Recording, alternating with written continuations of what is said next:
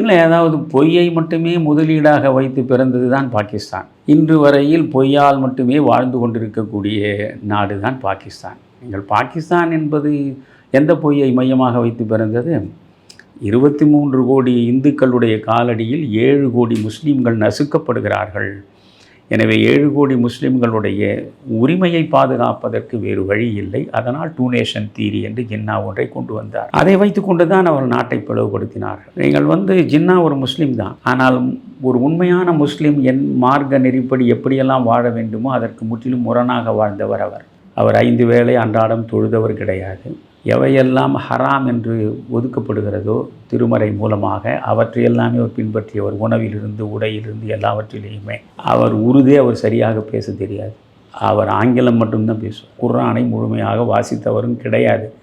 ஆனால் மார்க்கத்தின் அடிப்படையில் தன் வாழ்வை வழுவாமல் வகுத்து கொண்டு வாழ்ந்தவர் சுதந்திர இந்தியாவின் முதல் கல்வி அமைச்சராக இருந்த அபுல் கலாம் ஆசாத்.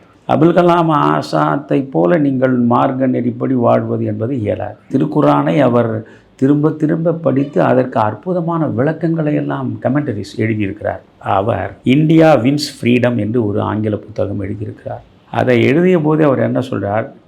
என் மரணத்திற்கு பிறகு 30 ஆண்டுகள் கழித்து தான் இதை வெளியிட வேண்டும் என்று ஒரு நிபந்தனை வைத்து 30 ஆண்டுகளுக்கு பிறகு தான் வந்தது. காரணம் அதில் அவர் நேருவை பற்றி, ஜின்னாவை பற்றி, வல்லபாய் பட்டேலை பற்றி, மகாத்மா காந்தியை பற்றி தன்னுடைய மனதில் பட்ட கருத்தை எல்லாம் வெளிப்படையாக வைத்திருக்கிறார். அந்த நேரத்தில் வாழும் காலத்திலேயே அது வெளிவந்தால் அவர்கள் காயப்படுவார்கள் என்பதற்காகத்தான் அவர் 30 ஆண்டுகள் பொறுத்து அதை வெளியிடச் சொன்னார். இன்றைக்கு அந்த புத்தகத்தை நீங்கள் படித்து பார்க்கலாம் முழுமையாக. அதிலே அவர் சொல்கிறார், எந்த அடிப்படையில் ஒரு பாகிஸ்தான் பிறந்தது நியாயம்? ஜாகிரபிக்கலி, கல்ச்சுரலி, லிங்குஸ்டிக்கலி, இக்கனாமிக்கலி, எந்த ஒரு அடிப்படையிலாவது வைத்து பாருங்கள். அது மேற்கே இருக்கிறது பாகிஸ்தான், ஒரு பக்கம் நிலப்பரப்பு, இங்கே கிழக்கே இருக்கிறது.